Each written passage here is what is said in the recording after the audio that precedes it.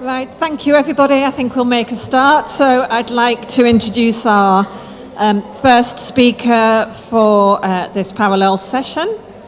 So this is Gemma Coleman, who's a content coordinator and editor at Improve Veterinary Education UK, and she's going to talk to us about error management training and reverse engineering of a clinical case, normalising error and minimising harm in postgraduate veterinary education. Thanks, Gemma. Thank you, Linda. So for those of you that didn't meet me yesterday, I'm Gemma Coleman. As you've heard, I work at Improve Veterinary Education. We provide postgraduate CPD training in the UK and globally. And in this presentation, I'd like to build upon one of the things that I talked about yesterday as active learning activities as part of postgraduate education courses. And we're going to focus on two in particular. Error management training and reverse engineering of the clinical case, how we can normalise error and minimise harm in postgraduate veterinary education. And there's a whole heap of people that have helped here, but I would like to particularly thank my friend and supervisor, Pablo Gomez, for his input. So the background here, it's deliberate to have an aeroplane on the slide. We've looked at other high-stakes fields where we can see that treating error as information rather than something to be avoided actually improves safety culture and performance. So in postgraduate veterinary education, many online experiences still privilege passive content and singled correct answer cases, which limits the sort of transfer to real practice.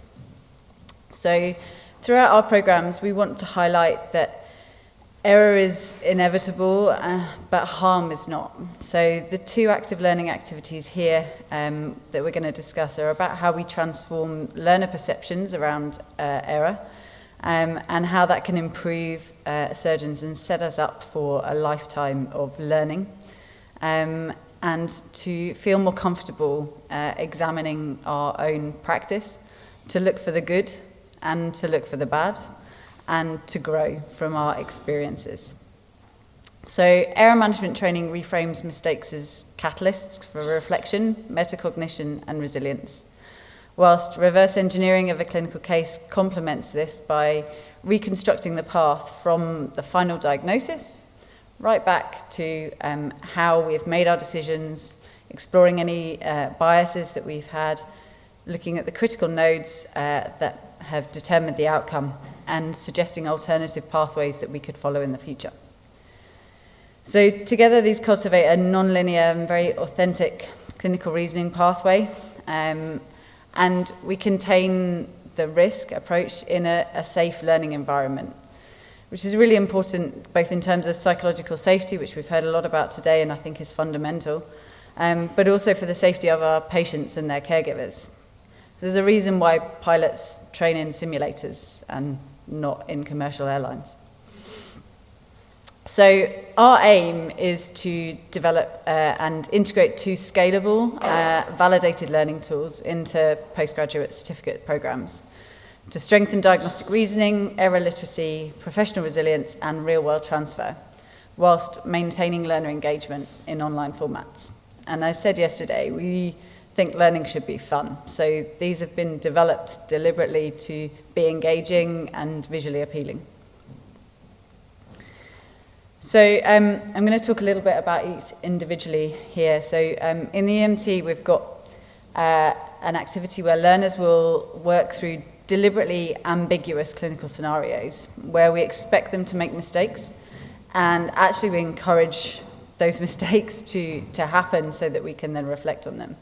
A little bit like how a pilot might train to complete a complex situation, but in a safe environment where no harm can occur. So each cycle includes rapid decision-making under uncertainty, which leads back to something we heard about earlier with the expedient training, and immediate reflection on what happened and why. We analyse the consequences and create real concrete improvement strategies. So the facilitators will provide clear, interpretable feedback that's specific, actionable, and criterion referenced.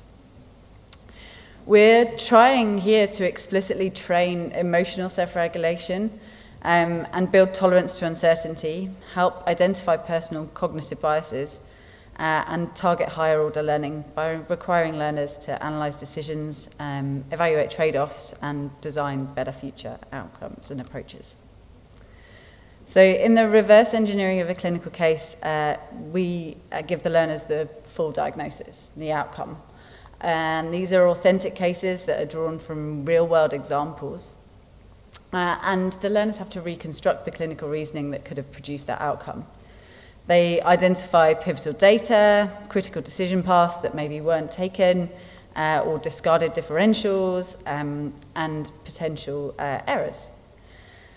And by doing so, we are hoping to develop strategic vision, retrospective clinical judgment, and bias awareness. So, for example, anchoring or confirmation or hindsight.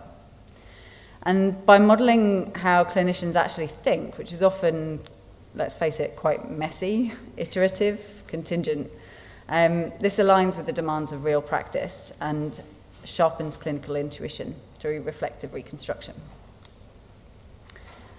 So these ALAs are threaded throughout the courses in both medicine, soft tissue surgery, and orthopedics in our postgraduate certificate programs. Each activity is supported by concise guidance for facilitators and rubrics for consistent feedback and short reading prompts. We have faculty training to emphasise psychologically safe climates, positive error framing, and brief video feedback to sustain momentum throughout these courses. So what we hope will happen, and I can't give you the data because we're at the beginning of this journey, but next year, hopefully, this will occur again and I can come back and show you whether we've managed to achieve our goals or not. But we hope to measure engagement and see whether we have on-time activity completion, the quality of submissions we'll be looking at, achievement by reviewing applied assessments and case-based scenarios, self-efficacy and perceived feedback usefulness from learner feedback questionnaires, and we'll be also looking at program level metrics, such as completion rate of the overall program. So we expect to see an increase in short-term training phase errors, but we expect this to be offset by a stronger long-term transfer of knowledge and skills, more robust clinical judgment under pressure, improved resilience, and greater transparency around mistakes, which would be in line with the evidence that we can see from implementing this in other high-stakes professions such as medicine and aviation. So we're going to be collecting data in cohorts that are exposed to this and are traditional taught methods. So I'd like to finish by thanking you for listening and just asking for any comment that anybody has regarding these two ALAs that we've designed. And finally, just to say that regarding the feedback, we have, as I discussed yesterday, integrated AI into our feedback models. So by doing so, we've made this scalable and actually practically deliverable as well. But we've done that in a very controlled way. So where we've used AI, it is validated by a human. It's been designed specifically for us, and it's shielded from the wider internet. So we're monitoring that really closely, and we'll be excited to show you some findings around how well that is working in the future. So thank you for listening.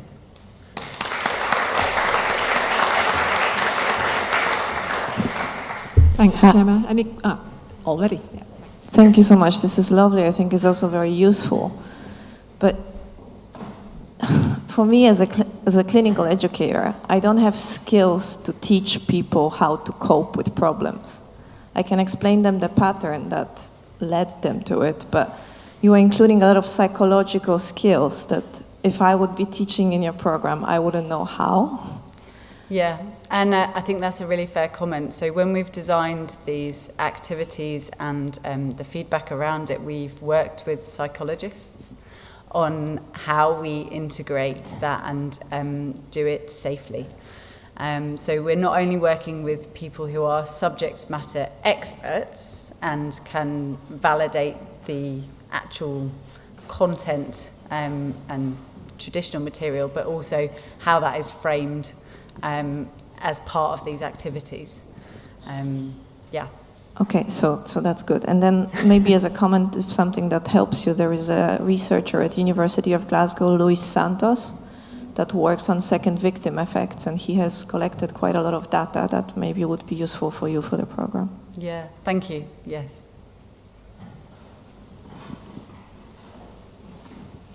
Thank you. Any more questions for Gemma? Nope. Great, thank you, Gemma. Thank you. Thanks.